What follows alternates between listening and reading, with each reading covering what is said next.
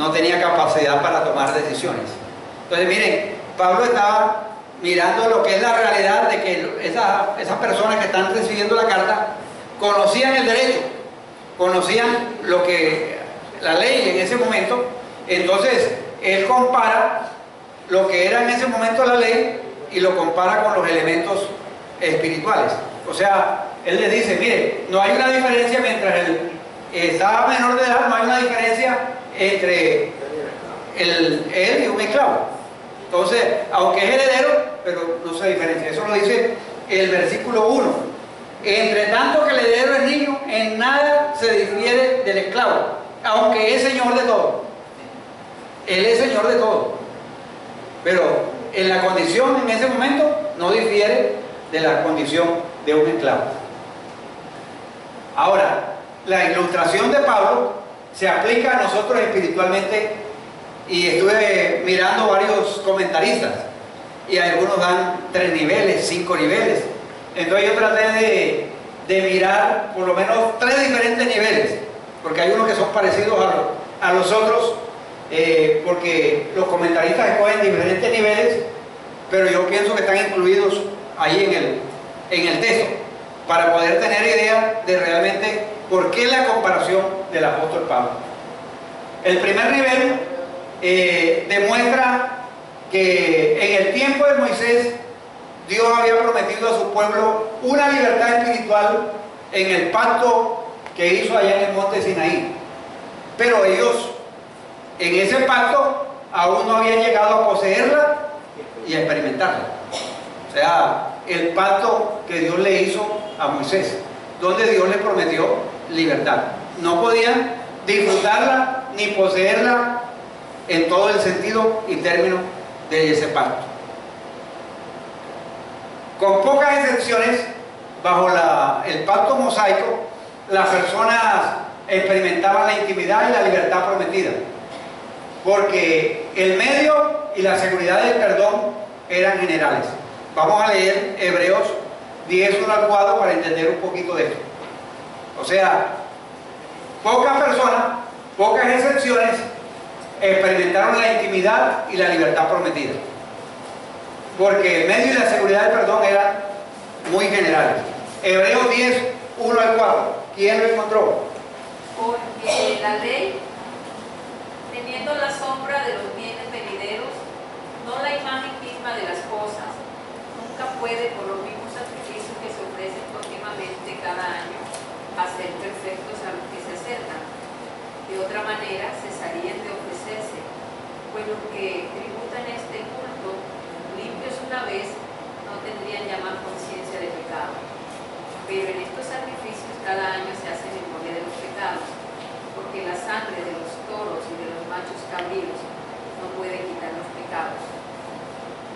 Entonces, miren, la garantía del perdón de los pecados, la seguridad, era algo temporal, porque cada año tenía que volver y hacer sacrificio, pero sí habla de que eran como unas sombras de lo que había de venir.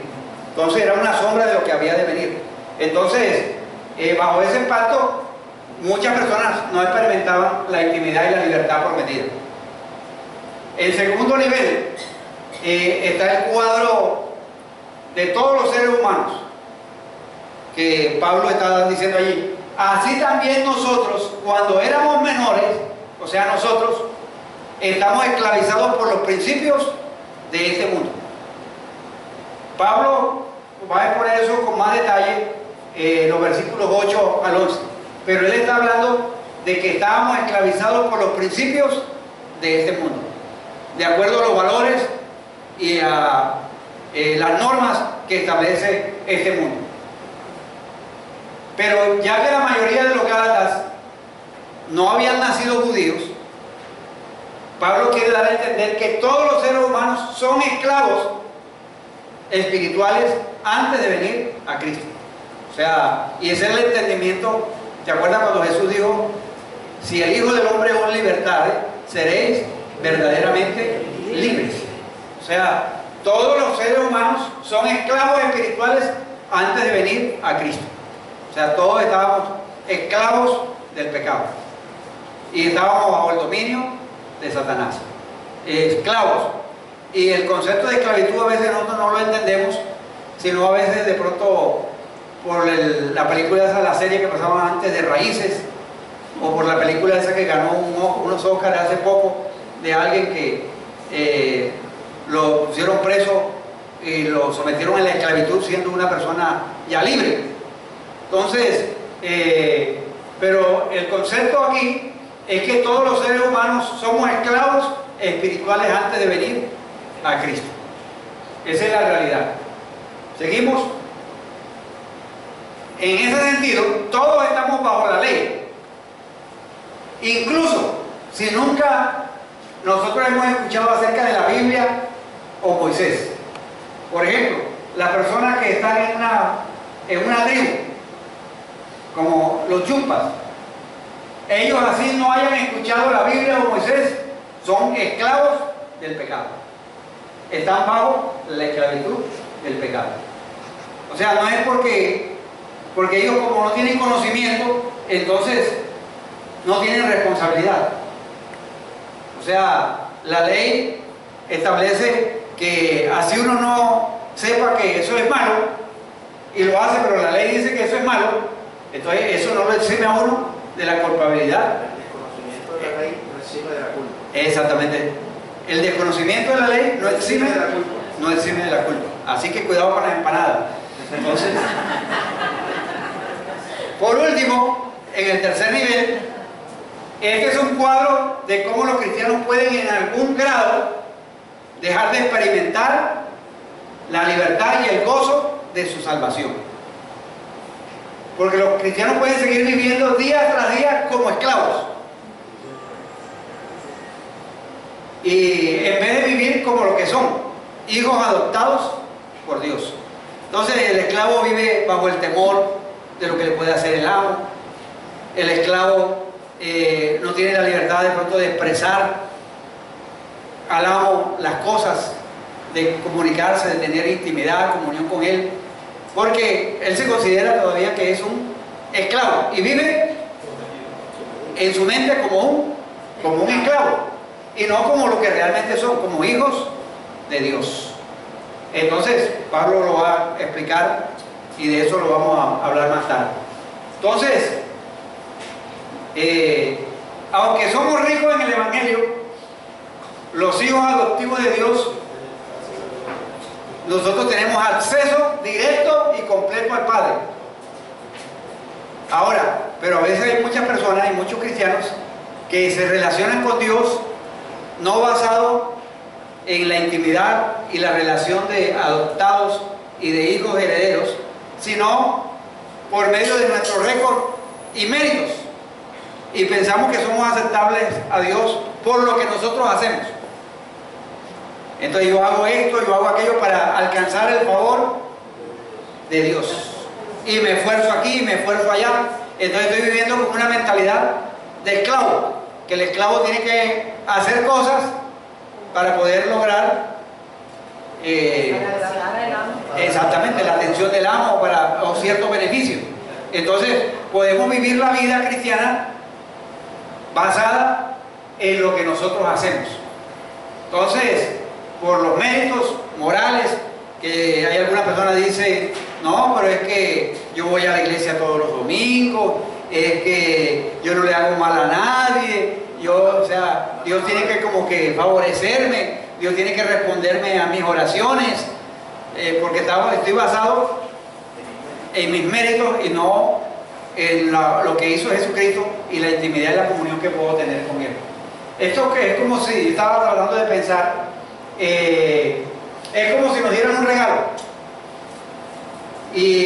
pero se lo devolvemos al que nos dio el regalo, porque nosotros queremos esforzarnos para ganarnos ese regalo. Ya, mira, Lucho, tú me diste este par de zapatos, pero yo no merezco eso, Lucho, yo te los voy a devolver y voy a hacer cosas, te voy a hacer algunos favores, te voy a hacer algunas cosas para ganarme el mérito de poder recibir. O sea, no quiero aceptar el par de zapatos así de nada, o sea, gratuito. sino que yo tengo que hacer algo, porque esa es la mentalidad que muchas veces nosotros tenemos, la mentalidad de querer ganar, de querer hacer. En la vida hay el pensamiento de que no hay nada gratis, todo tiene un precio. Correcto, exactamente ahí. Entonces, tenemos que esforzarnos para ganar. Ese es el concepto de las buenas obras. De ahí se desprende el concepto de las buenas obras y no la gracia del regalo de Dios. Entonces, la esclavitud es nuestro estado natural. Pero Pablo nos va a mostrar a través de este texto cómo las personas pueden llegar a la mayoría de edad y después cómo disfrutar ser mayores de edad, de esos privilegios que ha tenido. Recuerden, somos hijos, somos herederos, somos adoptados por Dios. Entonces, pero hay que llegar a la mayoría de edad para disfrutar de esas bendiciones que Dios ha preparado para nosotros. Pero la esclavitud es un estado natural. Vamos a ver lo que nos dice el apóstol Pablo, cómo fue que él alcanza ese beneficio para nosotros. Dice que en el cumplimiento del tiempo, Gálatas 4:4, Dios envió a su Hijo, nacido de mujer y nacido bajo la ley. Ese es uno de los textos más hermosos que yo he encontrado en las Escrituras. O sea, en el cumplimiento del tiempo, o sea, en el tiempo de Dios, cuando se cumplió el plazo. No fue en el momento de los hombres, sino fue, y hay dos palabras para hablar de tiempo, y es la palabra kairos y la palabra cronos. La palabra cronos es esa la que nosotros usamos para medir el tiempo, que a las 2 de la tarde, que a las 3, pero el kairos es una palabra que expresa el tiempo de Dios.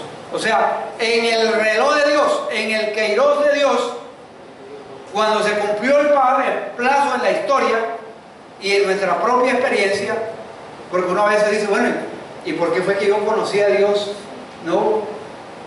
a los 25 años? ¿Y por qué no lo conocí a los 17 y me hubiera librado de una serie de decisiones que yo tomé en ese lapso de tiempo?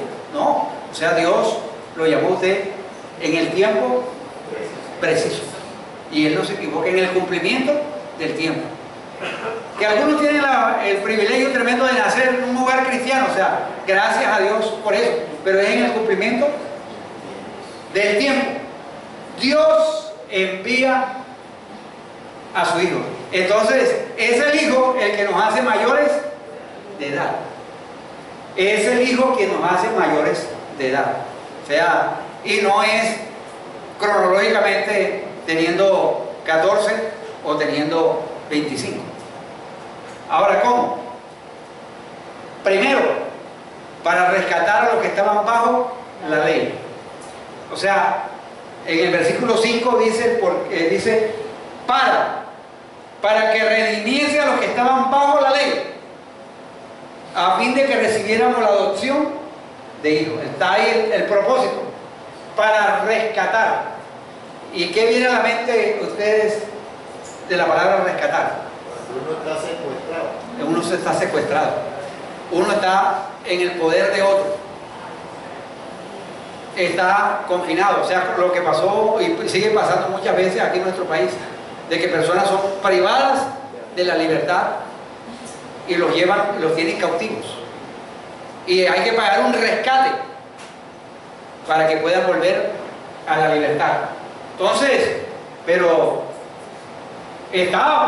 pertenecíamos a la ley, estábamos bajo su dominio, éramos esclavos de ella, estábamos obligados a guardar la ley, pero no podíamos, porque la ley es tan exigente, la ley es tan opresora, que si usted se equivoca en un punto se hace culpable de todo. Usted puede estar bien todo el año en escolar, bien, sacando 5, pero a final de año por ahí saca 4, 8 perdió todo. La ley, o sea, era así tan... Entonces, esclavos de esa ley. Esfuerzo para poder cumplir. Haga aquí, haga allá, bajo su dominio. Pero no podíamos cumplir todas las demandas de la ley. Pero gracias a Dios, que Dios envió a su Hijo, nacido de mujer. O sea, un verdadero ser humano. Lo envió nacido bajo la ley. O sea, Jesús nació como todos los seres humanos, en un estado de obligación a la ley de Dios. Recuerda que sus padres, por ejemplo, para cumplir los ritos y toda cuestión, circuncidado al 8º día, tenía que ir a la fiesta de la Pascua, todos los requerimientos de la ley. Él nació bajo la ley, en un estado de obligación a la ley de Dios. Pero Jesús fue el único capaz de rescatar a los que estaban bajo la ley. O sea, él mismo la cumplió, fue capaz de cumplirla y los rescató a los que estaban bajo la ley. Y ahí viene la figura que les hablé al comienzo de un mercado de esclavos, donde están las personas allí que los tienen así como cuando uno va a un mercado y tienen una cantidad de chivos y de animales allí, jaulas y todo esto, los tienen allí cautivos. Los más jóvenes y los más eran los más costosos. Exactamente, o sea, y cada uno tiene su precio, cada quien está allí y le tiene su valor, o sea, y esa persona no puede decidir, no, yo me voy con fulano de tal, no, es que yo quiero, este señor aunque da menos, pero yo quiero irme con él. No, nada, o sea, el esclavo es esclavo y el que decide es el amo. Así es. Tremenda situación allí en el mercado, o sea, pero venía alguien y pagaba por ese esclavo y lo rescataba. O sea, y ese es el concepto también de la redención, ese es el concepto de la palabra redención, que nosotros estábamos muertos en nuestros delitos y pecados, esclavos del pecado, y Jesucristo pagó. Por eso viene la figura que usa Jesús para decir que él Pedro dice, no nos compró con oro, ni con plata, ni con piedras preciosas, sino con la sangre preciosa de nuestro Señor Jesucristo. Pagó lo que nosotros no podíamos pagar. Amén. Y nos libertó. Por eso Él es el único capaz de rescatar a los que estaban bajo la ley. Por eso en Mateo 5:17 dijo él claro al pueblo, Él no vino para abrogar, no vino para abrogar la ley ni a los profetas. No vino para abrogar, sino para cumplir. Exactamente. O sea, darle el verdadero sentido a la ley. Y aunque nació en la ley, vino el tiempo de la gracia con él. Exactamente, y es que esa es la explicación de la palabra rescatar. Otras versiones traducen esa palabra como redimir y significa literalmente liberar al esclavo de su dueño, pagando el precio completo. O sea, eso era te doy la plata y me das el esclavo. Era dando y dando allí en el mercado y se lo llevaba.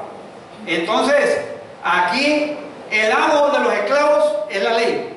O sea, nosotros estamos esclavizados a la ley. Y en el cumplimiento del tiempo, Jesucristo, nacido de una mujer, nacido bajo la ley, nos libertó de la esclavitud hacia la ley. O sea, tremendo.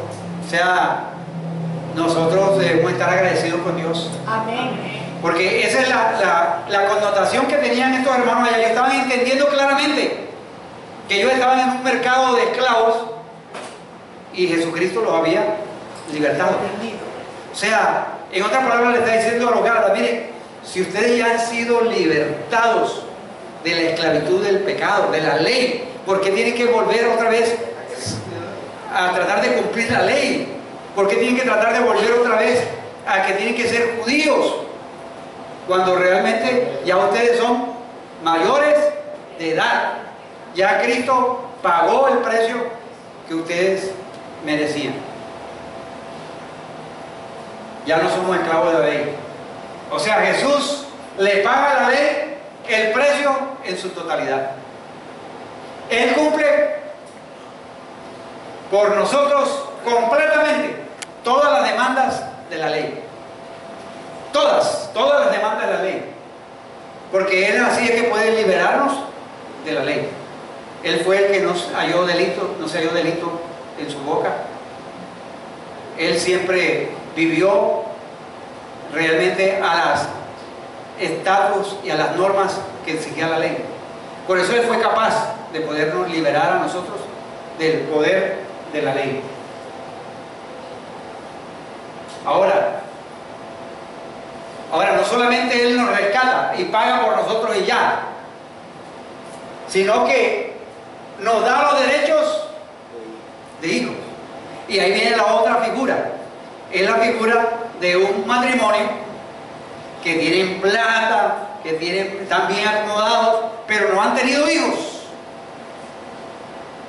Y, o sea, no tienen un heredero natural. Bueno, tendrán sus padres, otros familiares, pero la herencia se transmitía de padres a hijos. Entonces, no tenían allí ellos los derechos de hijos, pero ahora Jesús gana o procura para nosotros los derechos de hijos. La Nueva Versión Internacional lo traduce adoptados como hijos. Y hay otra versión que está tratando de transmitir el sentido de una sola palabra. Es la palabra que adopción, que nos ha adoptado. O sea, estamos, además de salir del mercado de esclavos, no simplemente pasamos a ser esclavos de otro, sino que la condición a la cual pasamos es a ser hijos, herederos, con derechos. O sea, eso es tremendo. O sea, que alguno de nosotros sea adoptado por una familia que lo tenga todo y que nos diga, bueno, ustedes entran ahora a partir de este momento a disfrutar de todo, y de todo es todo. Usted puede decir, bueno, pero ¿qué tengo que hacer? No, o sea, simplemente esa familia decidió adoptar por pura gracia. Entonces, adoptados como hijos. Por medio de Cristo nosotros recibimos esa relación de ser hijos. Hijos, y tenemos que vernos como hijos. Volvemos al mundo greco-romano, y ustedes se acuerdan cuando estudiamos el Persígueme 2, había allí una figura también de lo que era la cuestión de los siervos, de los esclavos en esa época. Entonces, en el mundo greco-romano, un hombre rico sin hijos podía tomar a uno de sus siervos y adoptarlo. En el momento de la adopción, dejaba de ser esclavo y recibía todos los privilegios financieros y legales como el hijo y heredero. Y eso todavía es hoy en día. Si un niño es adoptado por una familia, ese niño adquiere todos los derechos legales y financieros. Que el hijo dentro del matrimonio. Exactamente. Igual. Exactamente. Todo. Exactamente. Entonces, dentro de la casa como fuera en el mundo. O sea, no solamente es que tú tienes derecho, el privilegio aquí dentro de la casa, sino fuera de la casa. O sea, es hijo. Ya él no es esclavo. Ya él no lo pueden seguir tratando, ¡hey, esclavo, ven para acá! No, ya es hijo. Tiene el estatus de ser hijo de esa pareja. Aunque por nacimiento esa persona era un esclavo sin relación con el padre, ahora recibe el estatus legal de hijo. Por eso yo decía hace unos domingos que la adopción es una vida privilegiada, porque es que yo no tenía nada. sea, no tenía nada, o sea, la condición mía era de esclavo. Y ahora, de un momento a otro, lo tengo todo. Y heredero de todo. Entonces, eso es una metáfora extraordinaria de lo que Jesús nos ha dado. Y como cantábamos hace un rato, o sea, nosotros deberíamos estar sumamente agradecidos con Dios, porque ya no somos esclavos. Pasamos de esclavo a hijos de Dios. Exactamente, o sea, no simplemente nos compraron y ya dejamos de ser esclavos, porque una cosa es dejar de ser esclavo y otra cosa es pasar a ser hijo, adoptado y tener todos los privilegios que un hijo merece. Y miren, más adelante habla de que esa es otra enseñanza que tiene que ver de la relación de ese hijo con el padre, que lo llama papito, Abba, padre, que es una palabra aramea para hablar de la cercanía, hablar de la comunión, de que ya yo no soy esclavo, ya yo soy hijo y puedo acercarme a mi padre libremente y expresarle lo que siento, cómo me siento, y él me escucha. Entonces tenemos el estatus legal de hijos.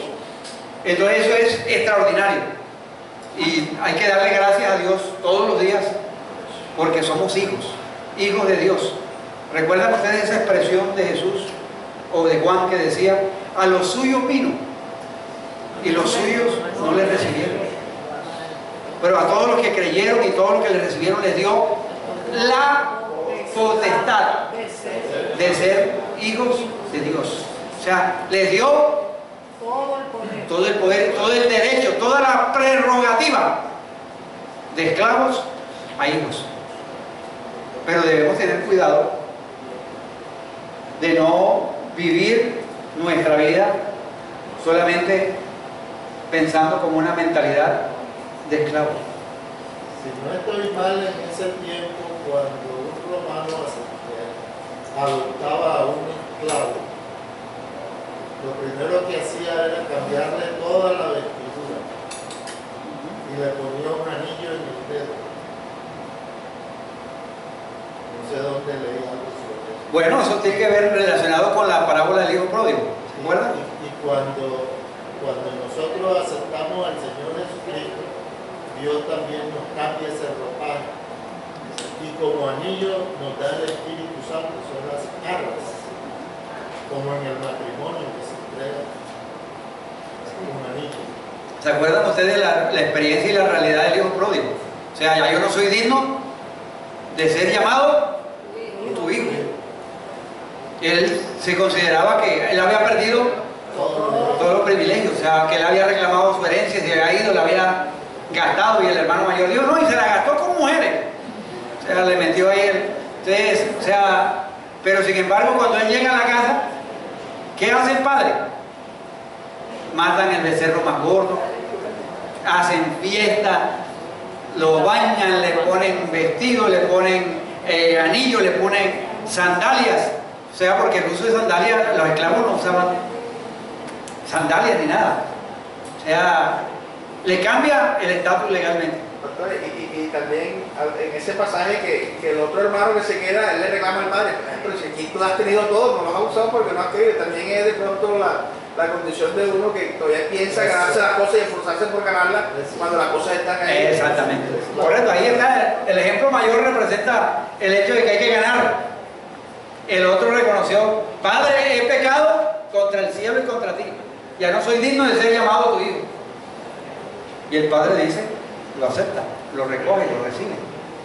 Entonces, mis amados hermanos, pensemos en qué maneras nosotros podemos vivir a veces en esclavitud, pensando en que tenemos que agradar a las personas, en que tenemos que cumplir todos los aspectos de la ley y no disfrutar del hecho de ser hijos de Dios. Algo que ha estado en mi mente y lo quiero compartir ahora también con respecto al tema es que tenemos como estatus, como hijos, tenemos además de la herencia de promesas, ¿verdad?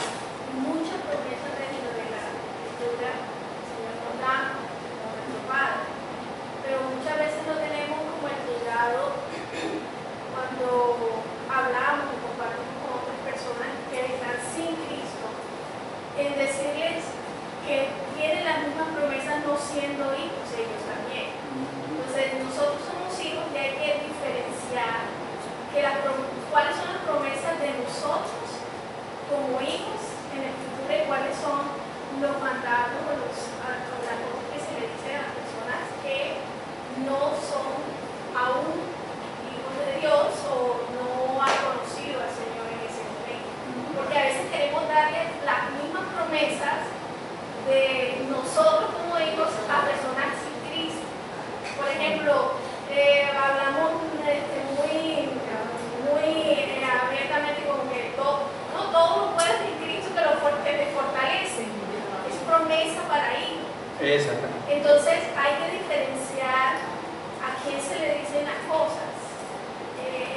Ese tipo de promesas que son para hijos y hay cosas que definitivamente son para hablarles a los que no tienen. Exactamente. Sí, está bien que hay unas bendiciones generales, Exacto. pero hay unas bendiciones específicas que son solamente para los hijos, privilegio de los hijos. Entonces, mis amados hermanos, tenemos una vida privilegiada. Amén. O sea, usted no es cualquier persona. Usted es un hijo de Dios. Usted es un heredero de Dios. O sea, los derechos que ganó Cristo en el cumplimiento del tiempo, esos derechos son para nosotros. Y tenemos que apropiarnos de eso. Y eso es algo que no lo logramos haciendo cosas, sino algo que ya Cristo logró por nosotros. Es algo que Dios ve, no lo que nosotros hacemos, sino lo que Cristo hizo por nosotros. Por eso usted puede acercarse a Dios, el Padre, con toda confianza y con toda seguridad. Vamos a leer Hebreos 4:16.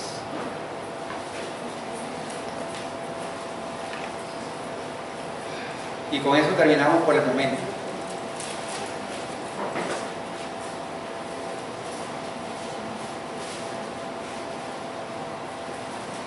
La invitación que hace el autor a los hijos de Dios.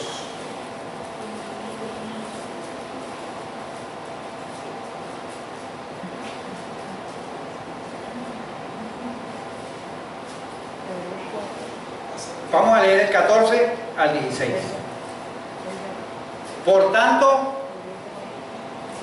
Hebreos 4, 14.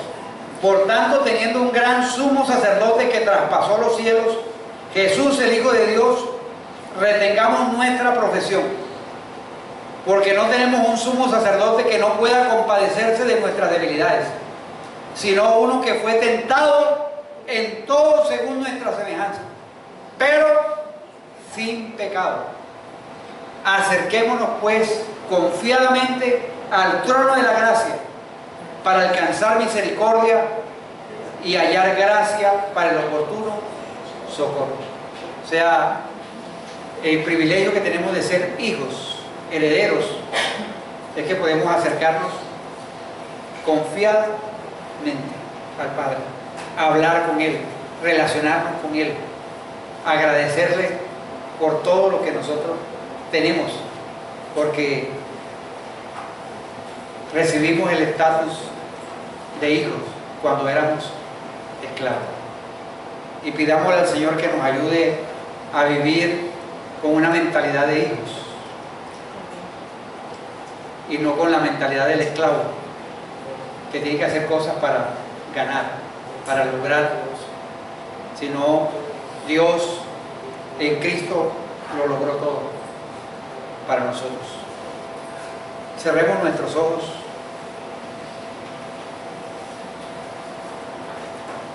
Agradezcamos allí en silencio al Señor. Dele gracias por su condición en este momento. Alabemos al Señor.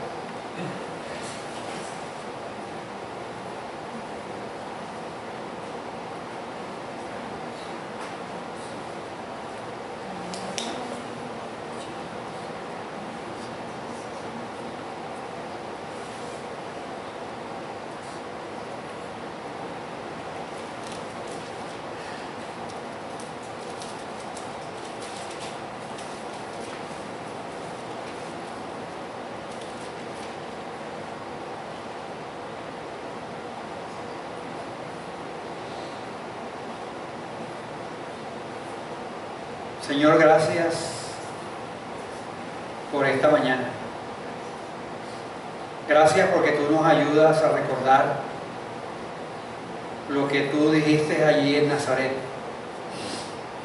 Cuando ese día de reposo tú entraste a la sinagoga y tomaste el libro del profeta Isaías y habiéndolo abierto, Señor, citaste las palabras diciendo: el Espíritu del Señor está sobre mí, por cuanto me ha ungido para dar buenas nuevas a los pobres.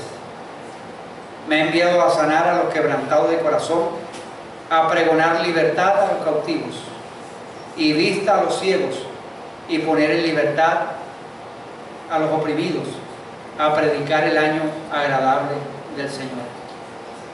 Señor, gracias porque estuvimos cautivos, oprimidos,